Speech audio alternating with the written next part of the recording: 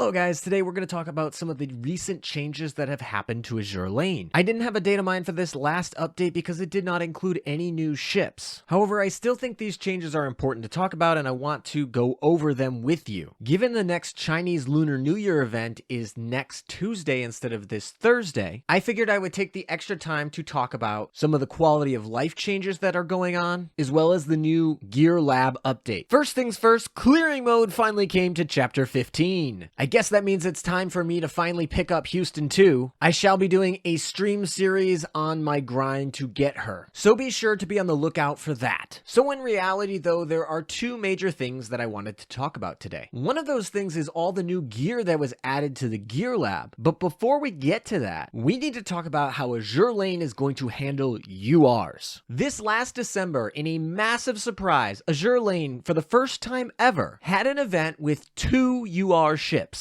Now, thankfully, both were not part of the gacha. That would have been horrible. So you could get Laffy 2 basically for free, and you just had a regular UR ship in the gacha with your cubes. However, that is still 2 UR ships that you need to max limit break. In addition to this new precedent of potentially 2 URs in a new event, ultra rare characters have now been added to the standard construction pool. More specifically, they will be available in the heavy and special construction pools. Because of this new addition to the construction pools, they've had to change the gacha rates just slightly. The percentage that a normal rarity ship will drop in a given gacha pool is reduced from 30% to 28.8%. This is necessary to be able to include the 1.2% needed to have an ultra rare drop. This is actually kind of interesting because that's basically what the rate up was during a UR event, 1.2%. Now, while I anticipate a bunch more URs being added to the pool, currently we only are stuck with Shinano in New Jersey. So both of those ships currently have a 0.6% chance of dropping. That will go way down when we start adding a bunch more UR ships to the pool. This is also why I was very fearful when they announced that there were going to be 2 URs in the event, that they would both be in the gacha, because that would have been terrible, but that didn't happen, and hopefully that doesn't happen in the future. Additionally, they're going to be adding a permanent pity system to the gacha. If you're familiar with the way that Azur Lane has run the pity system for UR events in the past, then you might find a lot of similarities with how this was handled. Basically, after a certain number of pulls, you will be able to get a ship for free. Some notable differences here, because it's not related to a specific event, is that you will be able to pick which UR that you get for free, because there are multiple choices, and the accumulation of points is related to wisdom cubes and not just pulls. This is because, unlike events where the pulls only apply to the event banner, these can also now apply to the light banner, which currently has no UR ships available in it. It might in the future get them, but not at the moment. However, building in the light construction pool daily will move you closer to the pity system that allows you to get a free UR ship. However, because you only spend 1 wisdom cube for that, you'll only get 1 towards the 400 that you need, whereas if you were to build in the heavy or special, that costs 2 wisdom cubes, and you will then get 2 points towards your 400. This is almost identical to how it would work if it were an event. However, they prevented abuse with the light construction pool only being 1 wisdom cube. Additionally, build tickets will count, and when you use a build ticket, it will actually count for what you substitute it for wisdom cube wise. So if you use it in the special banner, then it will count as 2 points. So I guess don't use build tickets in the light construction pool. You're losing out on points. So I guess now we know how Azur Lane is going to handle URs after they have their rerun. So they're going to have the initial event, then about a year later they'll have a rerun, and then maybe a year later they'll be added to the general build pool. That's obviously just me guessing at the timelines, but that's how it's typically held up for other rarities. So now that brings us to UR Bulins, which are going to be very important now that you're going to have access to the older URs, especially if you're a newer player, as well as new URs, and the potential for UR events to have multiple URs in them. So typically we have 4 UR events in a year. However, that doesn't mean anymore that's just going to be 4 URs. Maybe we'll have,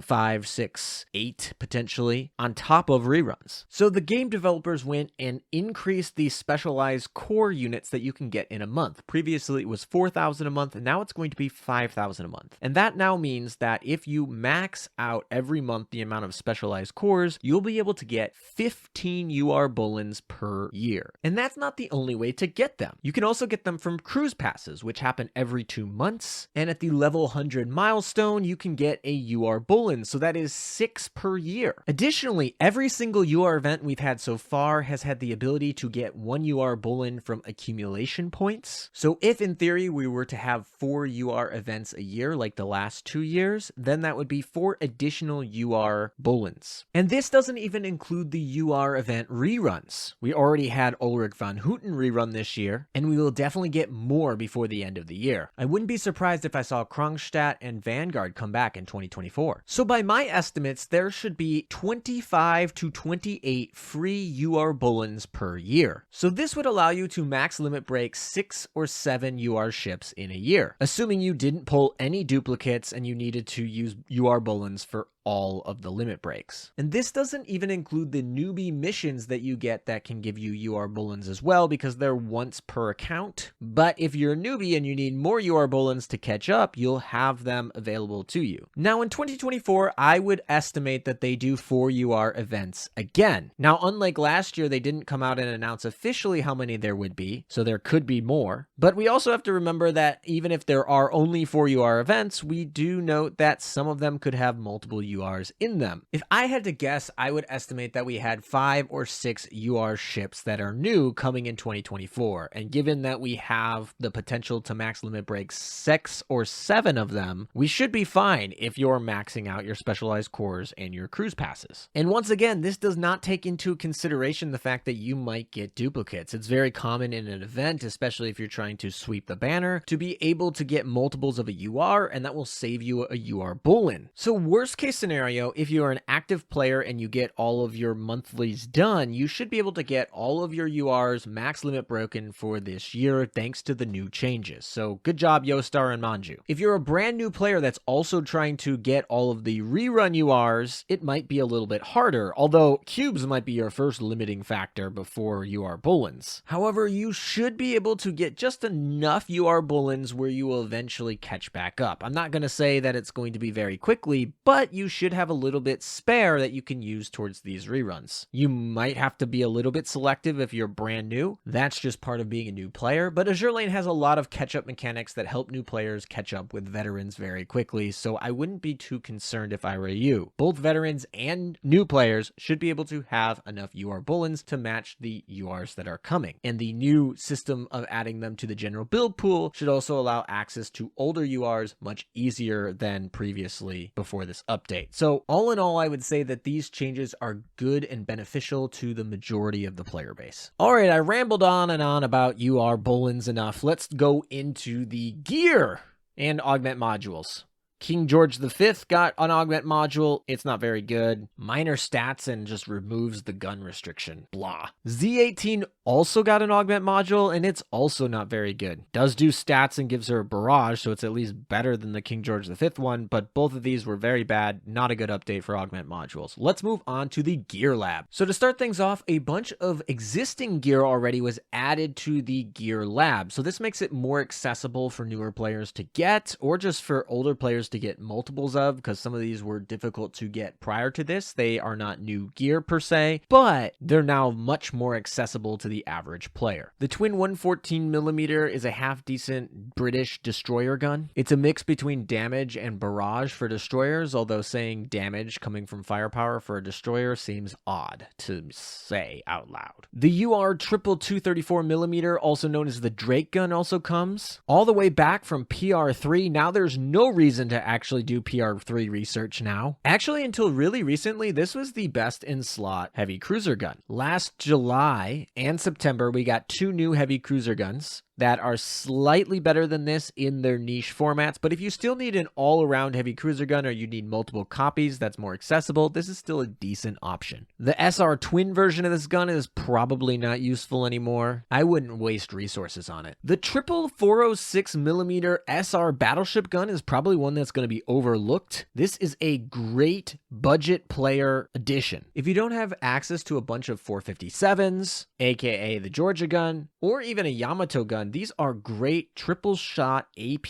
battleship guns that you can use for tons of content, not PvP. So if you're trying to clear something like a heavy armor boss, this is a great option for you. Newer players, this should be affordable for you to do, and it can make a big impact. It might not be the best in slot, but it's very powerful and now is pretty accessible. We're also getting the sextuple Bofors AA gun. This is one of the best AA guns there is in terms of damage dealing. Yes, the UR AA gun is probably preferred in most situations because it has a faster reload rate and the extra anti-air stat is probably more important than the damage it does. However, this is something that you need to have access to for specific types of content. They go on ships that have a lot of damage in anti-air, specifically anti-air efficiency, and this is going to have tons of range and tons of damage. A lot of times the AA gun doesn't matter very much, and then you pick things that boost firepower or hit stat, like the Stag, or you just buff up the AA stat with the UR version. But this is something that you should have in your repertoire to use, and now it's very accessible, so you don't have to search for it too long. I would pick up maybe 1 or 2 and just, filter them in when you need them. You don't need them all the time, so don't get me wrong, but it's good to have access to it easily for when you need it niche-wise. So let's finally get into the new gear. I know there is the prototype 305 SKC that was also added, but there is an upgraded version of it, the prototype 380mm SKC. This is an SRHE German barrage battleship gun. The upgraded version does more damage than the previous version. However, it actually is slower. And given this is not used for anything other than barrages, you typically want to be faster. The spread on this gun isn't very good either. And I could see someone arguing that like the hood gun, the twin 381mm, might be more useful because it fires faster and has a better spread. This is something that you don't care about. It's not very good. Next up, let's talk about the Japanese SR fighter plane, the Shindenkai 4. The upgraded version of the Shindenkai 2. The Shindenkai 2 previously had the largest anti-air burst damage of a fighter plane, and it got to keep 2 500-pound bombs, unlike a bunch of the German fighter planes that were pretty good. However, it didn't see much play at all. Anti-air burst damage from your fighters is used not very often, and one of the reasons that was because the amount of time it spent on the screen. The Shindenkai 4 actually has the same exact ordnance and guns as the Shindenkai 2, so damage-wise, burst-wise, it should be exactly the same. However, the upgraded Shindenkai 4 has a decreased reload, meaning it comes out faster and thus has more DPS over the course of the battle. More importantly, it has a significantly increased interception reload, which is different than regular reload, and so it can actually intercept planes, which is what it's meant to do, more often than the Shindenkai 2, which was one of the weaknesses of the Shindenkai 2. So this is a major improvement here in the timing. It actually puts its intercept reload very close to the Flapjack, which is one of the best fighters in the game. However, the Flapjack still has 2,000-pound bombs instead of 2 500-pound bombs, so you're probably going to use the Flapjack in any situation where surface damage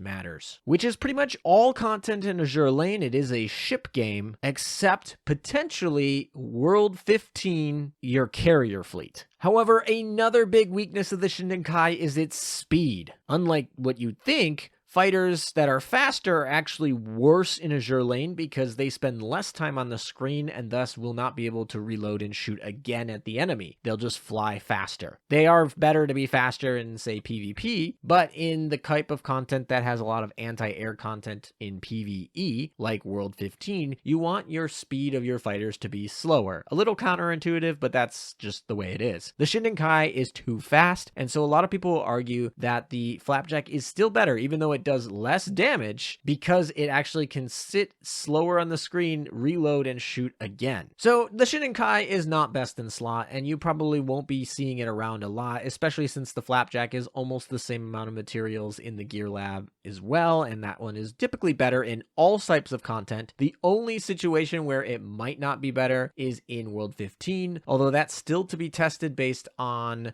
results, because the Shindenkai might be too fast to even out damage the Flapjack, or at the very least, it will be more RNG ridden. Does your Shindenkai intercept at the right time? Yes, then you did better, but if it intercepts at the wrong time and gets off the screen too fast, then you'll do worse. So it's very, not even like in its best scenario, necessarily strictly better. So, probably something you aren't going to build, but it is interesting. They did fix the intercept reload. It's just too fast, unfortunately. Next up, let's talk about the new French torpedoes, the 550mm quad torpedo mount. Now, there are 3 versions of this, but only one of them is SR, so I'm just going to talk about the best one. The other 2 you'll never use. It's got some interesting things going on for it. It is the fastest reloading torpedoes of any of the SR torpedoes. There are faster ones that are elite and rares. It also has different modifiers than nearly all the other torpedoes on the market. It focuses on light armor. Torpedoes typically are really good against heavy armor, but this one has its armor modifiers flipped, and it's one of the best DPS against light armor. In fact, if you don't count the missiles that are technically torpedo slots, it is the best against light armor DPS wise. Raw base damage per torpedo on this mount is actually pretty good. However, you have to remember that it is a quad torpedo and not a quin. This could be okay. However, this torpedo mount has a terrible angle range, and it doesn't have homing torpedoes. So they shoot out at a bad wide range, and they don't home towards their target. So you are most likely to miss a lot and not hit all of your targets with your 4 torpedoes. So when you actually get into a battle, you'll probably give up a lot of that theoretical damage because it will just miss. This equipment is actually not that hard to make, and given its modifiers against light armor is pretty unique for torpedoes, I would probably recommend that veteran players pick up one to have in their arsenal of things to use. It's not something that you need to pick up very quickly if you're newer or even mid-tier, but if you have extra things to pick up, it's not bad to have on hand in case you're fighting a light armor boss and you need torpedo damage to be modified to benefit you. Still sucks, you probably have to use this while you're playing manual, and then at that point, what's the point? But, it's there. Of the new gears I've reviewed so far, this would be the one I'd most likely recommend to pick up first, although that's not saying much. You're not in a rush to pick this up. You can literally wait until you have a light armor boss that you need some torpedo help on. And last up, let's talk about the new UR gear, the Fairy Spearfish, a new British torpedo bomber. And given that it's a British UR torpedo bomber in the Gear Lab, it's going to be pretty hard to not just compare it straight to the Westland Wyvern, and man, are they pretty similar. Frame-wise, they're almost identical. They have the same health, speed, dodge limit, and crash damage. And being URs, both of them give 65 aviation stat. The first place that they differ is in their rate of fire or their launch time. The Fairy Spearfish is actually faster. The fact that this plane launches almost a second faster than Wyvern is something that should not be overlooked, especially if you're trying to get your timing just right. But let's look at their ordnances to make sure that they have this similar amount of damage coming in. Both of them have 4 parallel torpedoes. Unfortunate that they're parallel, but they have 4 of them, whereas most torpedo bombers only have 3. However, between these 2 planes, their torpedoes are not created equal. The Spearfish has tier 3 torpedoes, whereas the Wyvern has special torpedo Wyverns that do significantly more damage. However, the Fairy Spearfish makes up for this by having 4 rockets. And rockets are amazing because they're much faster, they're targeted towards their unit, and they don't miss very often. Now, these RP3 rockets are significantly worse than HVAR rockets that you're used to. HVAR rockets are great, these do a lot less damage and generally have worse armor modifiers. However, in effect, the Spearfish has 8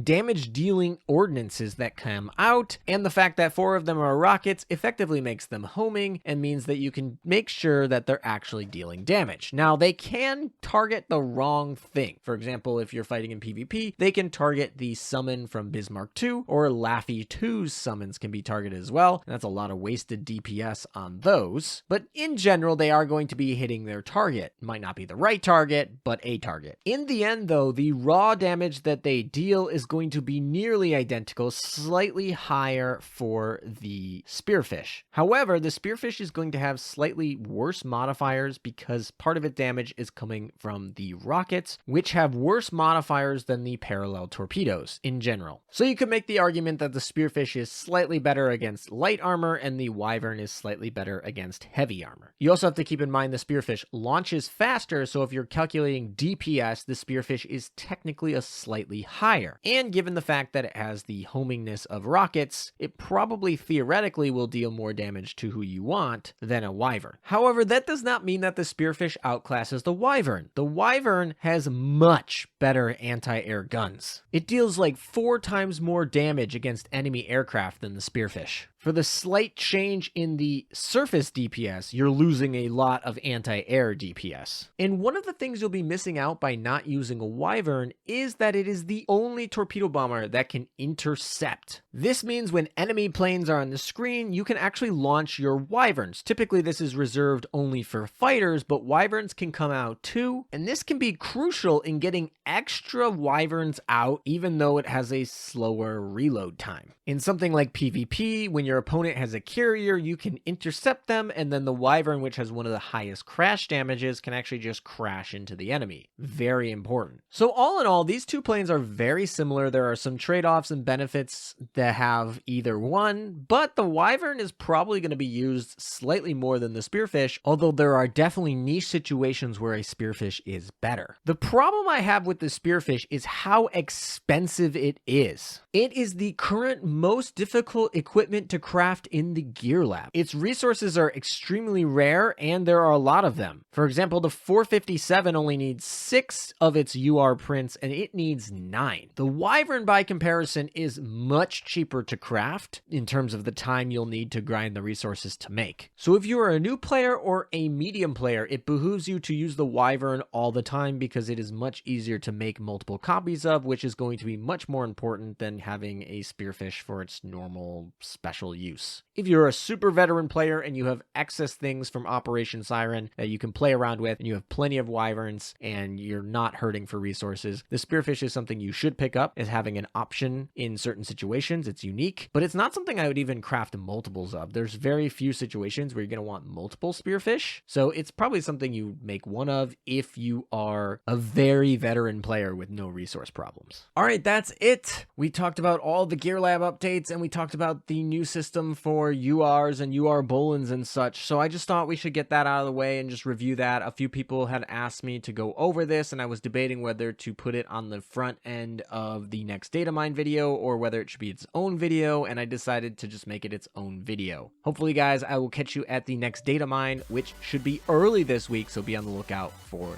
that. Take care, and until next time.